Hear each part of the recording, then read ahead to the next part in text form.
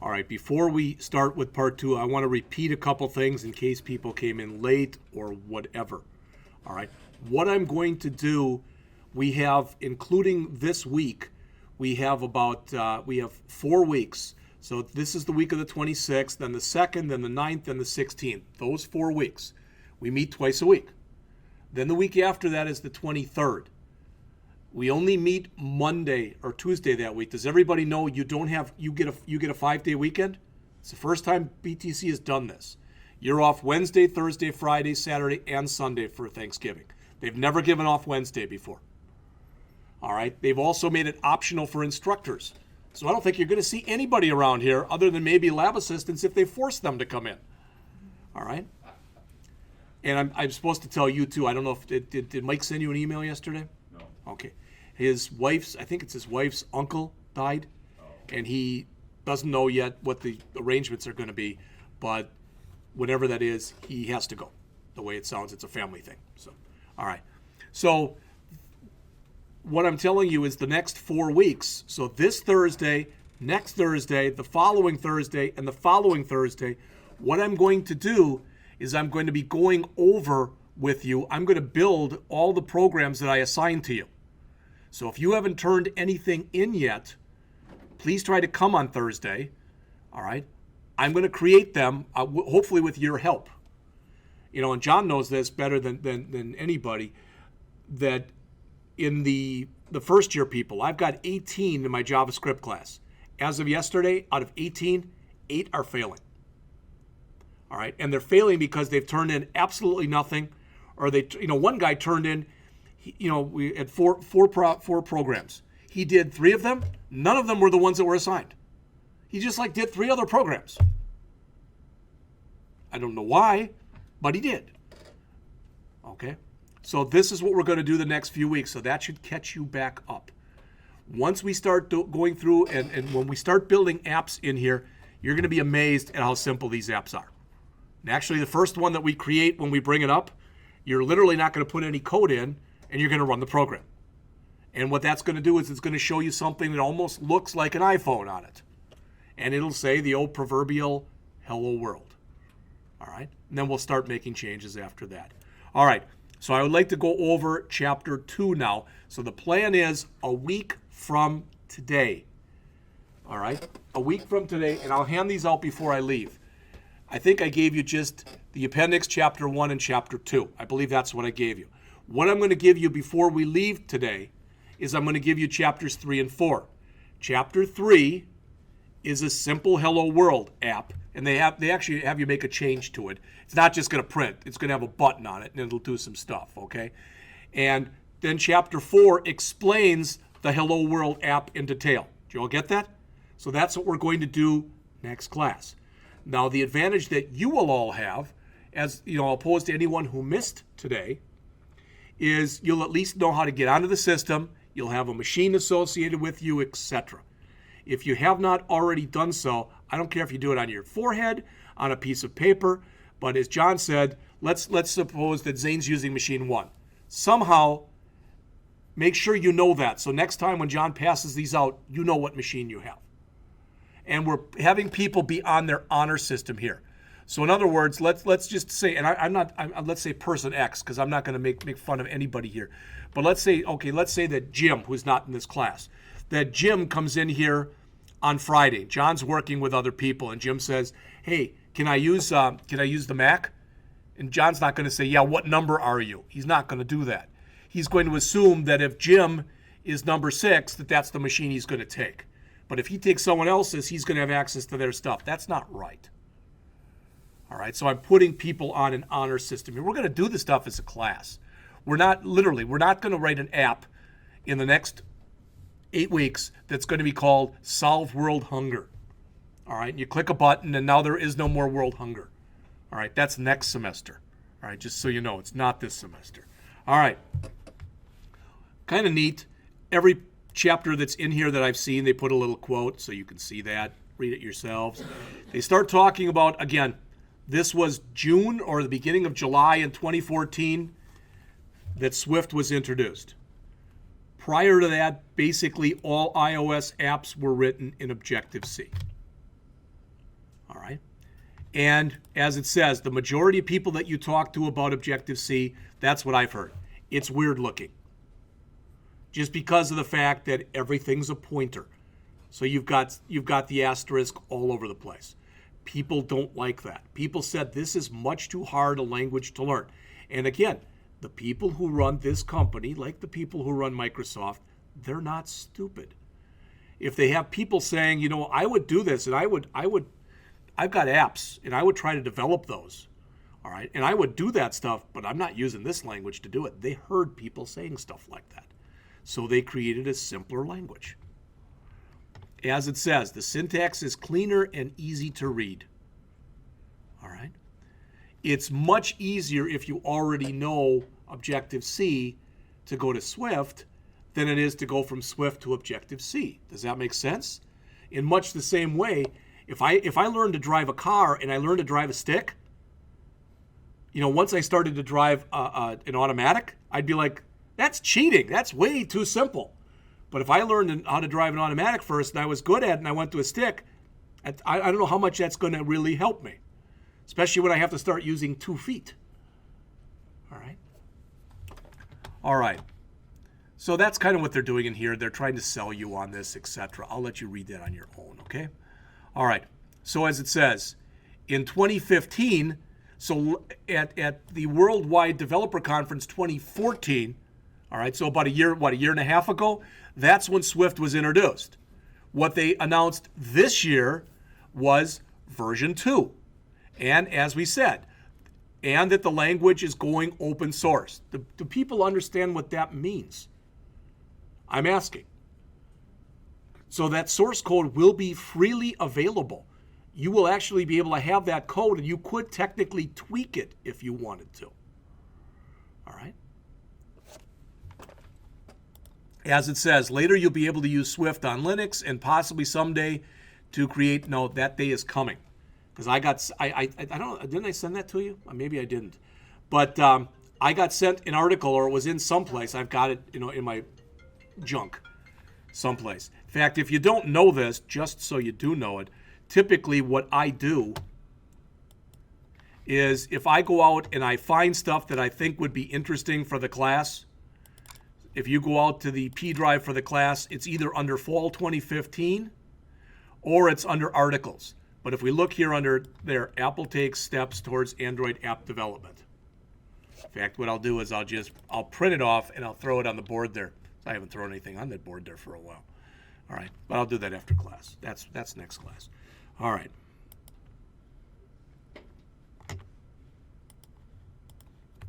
All right. So notice what the author says. If you have some experience with Swift, but you just want to learn more about Swift 2, you can skip this and check out the appendix. I decided to go into the appendix first because I figured that if I talked a little bit about some of the things that were in there, it wouldn't be that you'd be more or less, for lack of better words, you'd kind of have to listen to me as opposed to being in there and starting to just play, because that's what we're going to do. I hope to be done talking. It's what, 9:24 by 9:30, or pretty close to it. And then you have, if you want to, up to 20 minutes that you can start playing with this if you want to get it and start up a playground. All right? All right. So again, this is the example I mentioned before. Please look at this. This is how you write something in this here. Whoops. Come on. In Objective-C. You know, it looks like this. Kind of ugly, etc. The same thing written here looks like this. I do want to mention a couple things when we start these up and you start looking at it. All right? You're going to have to become expert over time over the different parts of your screen and how to click different buttons and have different things come up on the screen. It's not nearly as intuitive as Visual Studio is. All right? It's not that it's terrible or anything, but it's just not as simple. There where you got the let and the var, it's what I mentioned to you before about the type inference, so I'm not going to say it anymore. You've already heard that. For Zane, the omission of the semicolon. We already talked about that before. All right? So, it says here, there's no better way to explore coding than to actually write code. This is what we're going to do literally in a matter of minutes. You're going to create what's called a playground. Have I worked with playgrounds? The answer is yes. What you cannot do, you can literally do the equivalent of like build an app in a playground. You can put GUI stuff in there and you can do all sorts of stuff. But you can't run a playground as a regular app. You see what I'm saying? And have it come up in the emulator. That doesn't work, at least not yet. All right? So, as they say, Playground is an interactive development environment that allows you to do certain things. So we're going to look at them in just a minute. All right. But what I want to do is just run through this, and then we'll go through setting it up as a class. When you start it up, all you're basically going to have to do is you're going to have to give it a name. Okay? Choose what type you want to do, and you'll have to give it a name. I recommend that everything you do in this class, you put on your regular desktop that's on the Mac here. That's what I recommend that you do. And what John does is he basically goes through, and actually we'll probably leave those there at the end of the semester, but what he did was the people who had stuff out there from last year, he scrubbed them. So they're gone. And we're doing different stuff anyway, so it doesn't really matter. All right. What happens when you work with a playground, just so you know. So if this is your screen, I'll make it somewhat to scale. So if that's your screen right there, what's going to happen is it'll say something already when you create a playground that says import Uikit. It'll have something like that. And then it'll say something like print hello world. It'll be, like I said, it might not be that, but it's something like that, okay? And then I'm going to make this a little wider. When you're working with a playground, you type in stuff here, it immediately shows over here. It compiles it and does whatever it has to do. So what you see over there is hello world. So if Zane goes in there and he on the next line, he just types in again, all right, he types in hello Zane, that's what it'll print there. If you go back to this and you remove world, it'll just say hello here, etc. And it'll constantly update. You can create widgets, so you can create labels and stuff like that if you want to. You can do math in there. You can do a lot of different stuff. But the idea is it's an interactive playground. So it's designed so you can start to learn how to use this stuff. All right.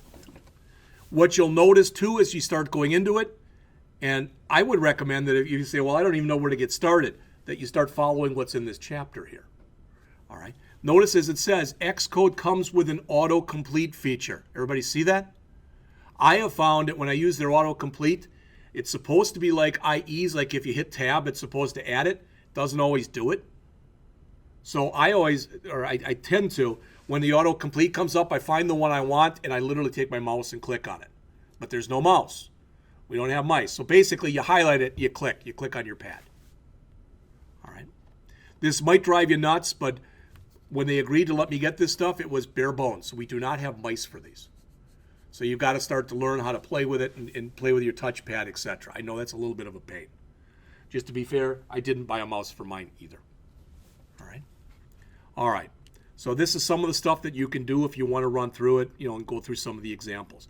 Now they mention here, if you go and look at the stuff that they have on here, and you go through all of it, at the end, they do this. And this is the last thing I want to say, and then we're going to look at it as a class. This is creating a brand new label. UI for user interface, so this is creating a new label. All right? And what it's saying is I'm going to take a frame, and that label is going to, for lack of better words, it's going to be a rectangle. And it's saying start at position 0, 0, and then at position 350. Does that make sense? So it'll create the label for you. All right? And this will allow you to go and set text for it and do some other stuff. You look at that and you go, my God, that's how we're going to have to create stuff? No. No. What you're going to be able to do once we start working on regular apps is there'll be a thing down here. Your toolbox is up here for Visual Studio. Well, it's down here on the Mac. But you'll grab a label, you'll highlight it, you'll drag it out onto your screen, and boom, it's there. You want to move it, you just highlight it, you move it where you want to move it. But if you want to try this, it shows you how you can create a widget in code as opposed to manually doing it. All right? So let's do this. And again, I'm going to have to walk you through it, but I don't have the machine up here. So if everybody would do this, if you haven't started it up yet, start it up.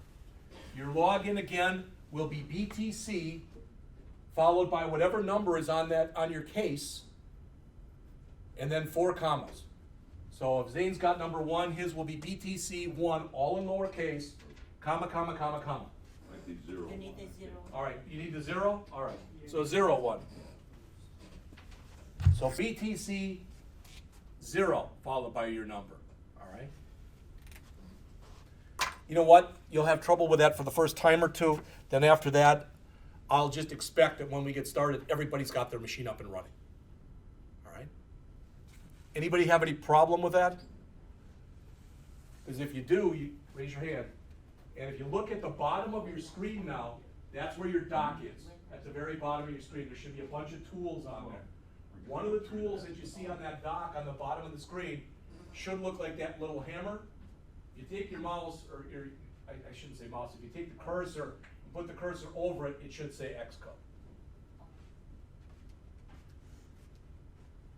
And it's hinky when you work with this, because with the double clicking and the clicking, it's going to take some time for you to get used to it because it doesn't work the exact same way as an Intel machine works. There's no right click. Yeah, that's true too. All right. I'm not very good with this. Well, all I would tell you is you will get much better as time goes on. Everybody does. Oh, All right. you just Now, hit continue and log in. I want to wait for a second because I want everybody to be caught up, all right?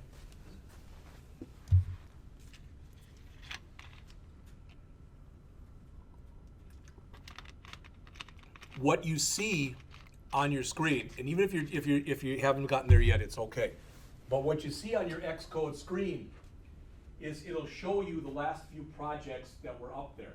Now, since John scrubbed those are probably projects for people who used the machine previously, so you probably won't be able to get to those. No, there won't be anything there.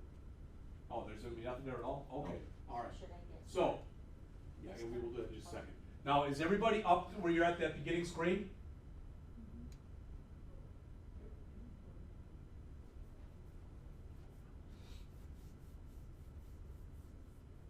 So you two are, Zane is, Just use your normal plug.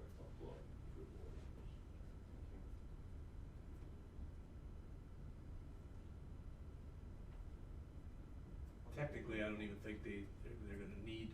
No.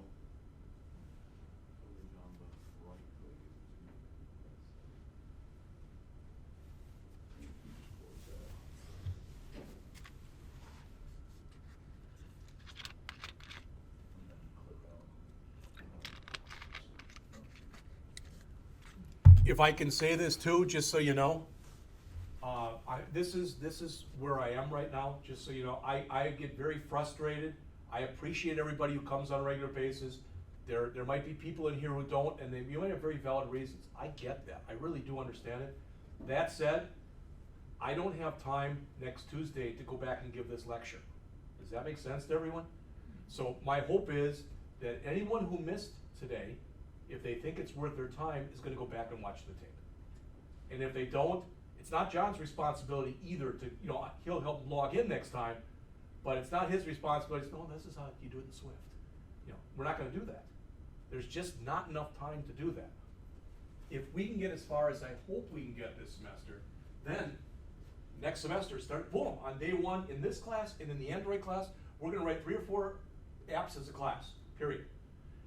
And again, we might even start with a simple one again. I'm gonna give you a couple of assignments, then it's gonna be a lot like the Bootstrap class was, in that my hope is at 9 weeks, you build an app. Dawn says, you know what? I wanna build this app, I wanna build, for whatever reason, I wanna build a game of checkers, all right? And I wanna build my own game. It's gonna be 3D checkers, all right? And can I do that, and can I build that app both for the Mac, on an iOS and in Android? That's what I'd like you to do. You can do the same project for both languages. That's totally fine. Or you can do a different one. That's up to you. But that's gonna be half your grade, and that's gonna hopefully be the second half. And then, the problem with that is the people who normally come will come, and the people who normally don't come probably will stop coming. But I don't know any other way to do it than that. And when I've talked to people out in the biz, and I told them how I'm setting up the class, they like that. All right? And in fact, a couple of them are gonna be hopefully coming in May, because in May, when, you know, those of you who are in the design and implementation projects class, you're gonna be presenting at that time. And if you wanna present among your stuff, your Mac or your iOS app or your Android app, you can do that. All right, now is everybody there, John? Okay, now, if you look on there, you'll notice too, and Juan's going through this right now, that I don't know, and there probably is a way, John, to increase the time, but hers went off, went to black screen real fast. Oh, So I'm sure that you can go through the system and change that. Yeah. But we're not gonna do it right now. All right, so you're all at that beginning screen, right? All right, so you'll notice that what it says on there, it's got the welcome to Xcode, and it has get started with a playground, create an Xcode project, check out an existing project.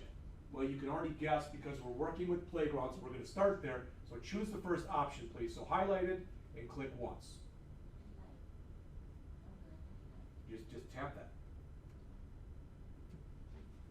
All right. Anybody have any problem with that?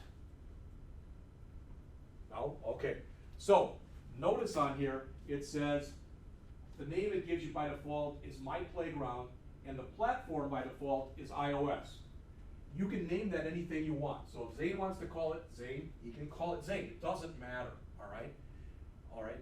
And if you decide later that, well, you know, I did this playground, I don't really want it, you can just take it, drag it into the trash bin later. That's not a problem, all right? But for now, let's keep the defaults. But before you click, if you've already clicked it, it's okay. But I just want to mention that if you take your mouse where it says iOS, and you put it over way to the right, I think there's another option that you can choose. Go ahead and click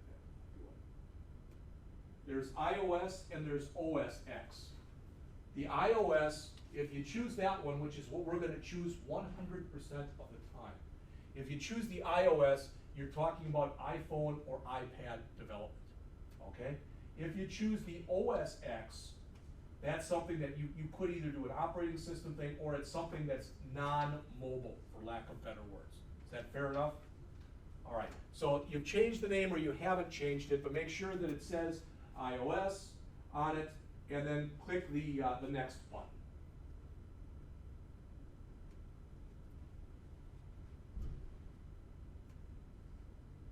All right, now you're gonna be asked next, no pun intended, where you want to save this. And if you look on the different things that you have along the side, I think it's about the third or fourth one down, it should say desktop. Again, I recommend you save everything to the desktop. Because people have asked me, they say, well, can I just save it right away to a flash drive, for example? The answer is yes, you can do that too. But, and I mentioned this the other day, but I'm saying it again anyway, in case you weren't here the other day.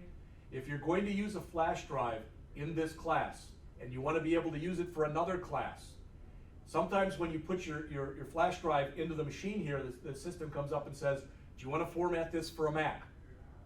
Yes or no? They don't have a hell no, all right, but it's yes or no. But you want to choose no, because if you format it just for this machine, you won't be able to use it for your Intel machine, and vice versa. So I've got, in fact, the one that I'm not going to pull it out, but the one that I've got in here, I used it all last semester in both. I never had a problem with it, ever. All right.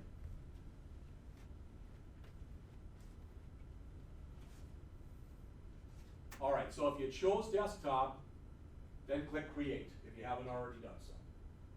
So we said My Playground, or whatever you wanted to call it, iOS, and then we told it to save it to the desktop. Click on there.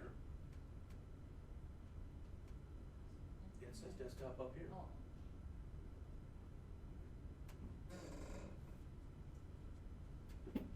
All right. Now you've got your playground up. To be honest with you, I haven't even seen the playground in this version, but as far as I can tell, it looks like the old version. All right. So again, what you see here is at the top. Does everybody see you've got a comment up there? See how the comments are in green? Okay, that shouldn't be a surprise to you. And then underneath that, it says import Uikit. Everybody see that? The only difference is if when we created this, when we created this playground, if you would, instead of choosing iOS, if you would have chosen OS X, you'd have a different import statement out there. I think it's like import foundation, but I could be wrong. All right? So that's really the only difference. And what Uikit does is that thing I showed you before with a label, it understands all that stuff. You're importing the user interface kit library. You're importing that into your program. So all the stuff that's available in there, you're able to use it. All right. Now, and then after that it says var str equals hello playground. So in other words, let's just put the whole thing up here.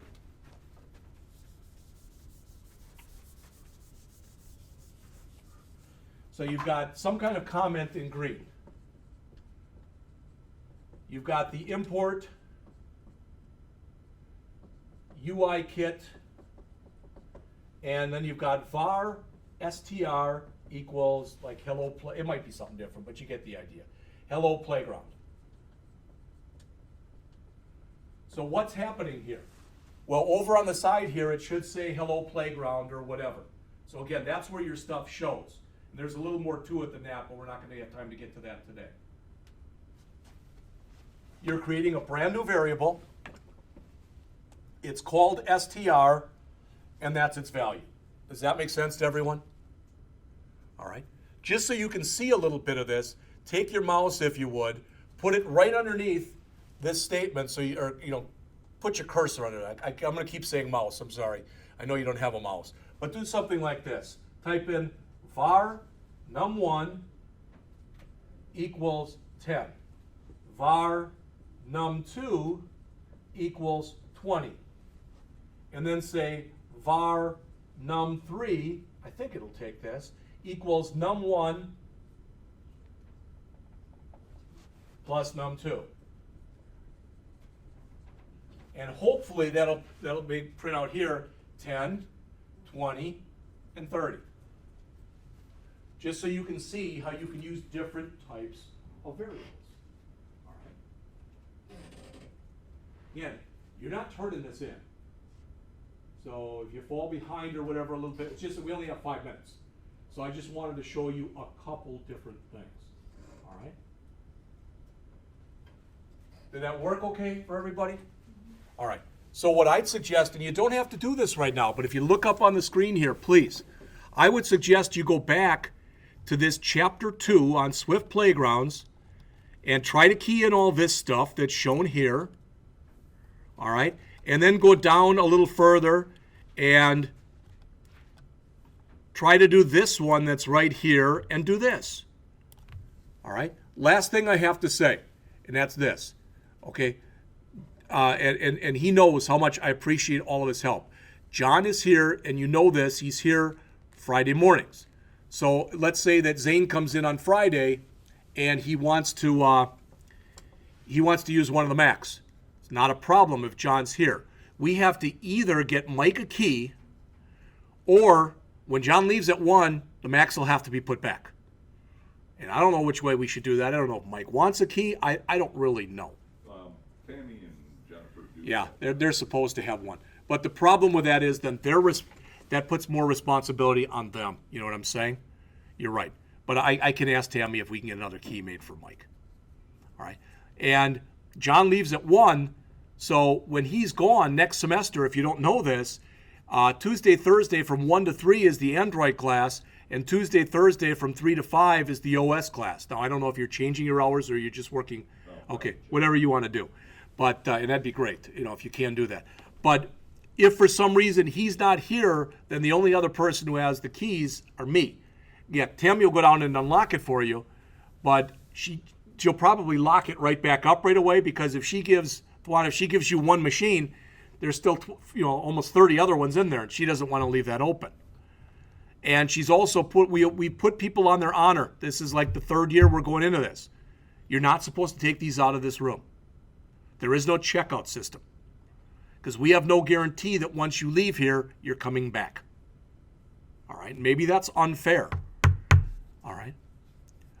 Just so you know, just a little preview for the next class. John's not going to pass those out today, but what we'll do in there on next Tuesday in there is he's going to give you each a little tablet to use. All right, and we're going to hook those up and we're gonna run our apps off of there. We'll look at how to do it from the simulator and then how to do it from there.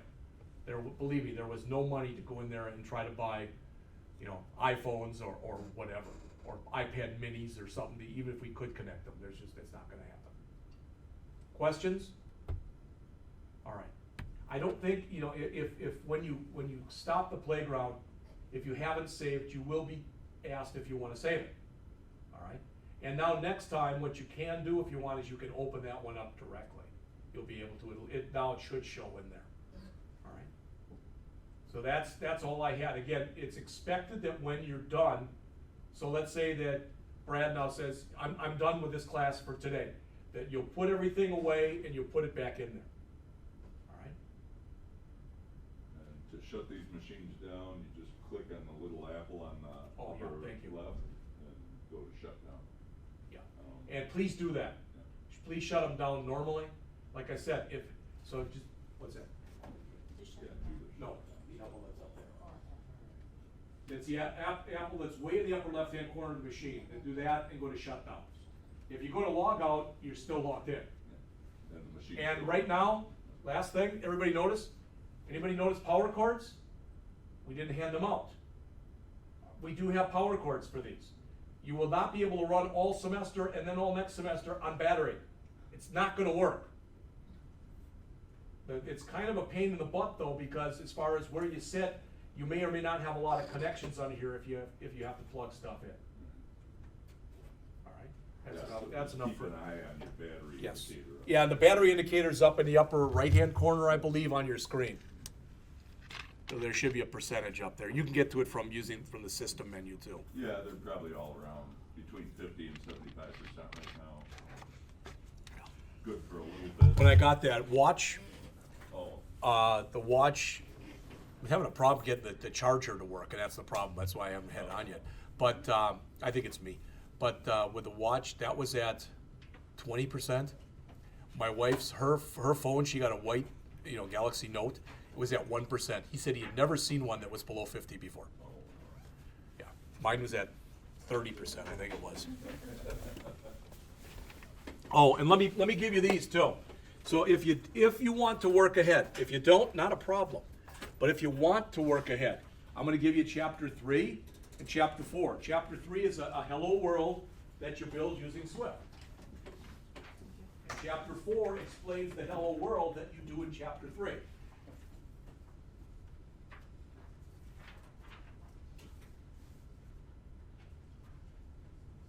So here's 3, and I'll come back and give you chapter 4 in just a second.